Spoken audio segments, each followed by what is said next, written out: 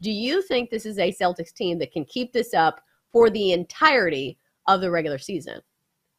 Yeah, absolutely, because the whole thing is just get out of the East, right? So, do I think the Celtics are the best team in the East? Absolutely. Now, what happens in the West, that's going to be a different story. I think there are some other players that play. I think that Golden State game was just kind of one of those talking points. It's almost kind of like, I don't know, like if your ex boyfriend or ex girlfriend happens to show up at a party and to prove that the new person in town isn't better, they're like, you have a nice dress, or you look very handsome tonight, and it's your way of giving them kudos, but at the same time you've moved on. So, and I think that's kind of what the Golden State Warriors game was kind of like, oh look, the X is here, and how's it going to feel, and awkward, and I don't think that's necessarily the overarching storyline. It's a cool one because they're the defending champions, and I don't necessarily know if Golden State's going to be the West representative.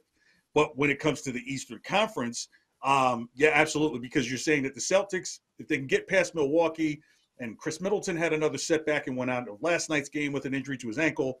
So again, the Celtics are the team out of the East, and that's the only starting point that you need to have if you're talking about a championship run. So will there be slips during the middle of the season? Yeah. This might be, some people may consider this one now on this West Coast trip. It's going to be a pretty tough one.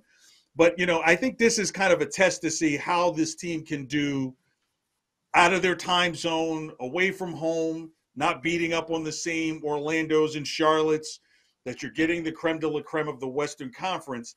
How do you stack up against them to get a better measurement? So I see this trip more as a better measurement of who the Celtics are versus who they aren't in the bigger picture, if that makes sense. But the question for the Celtics, for me, is not the regular season.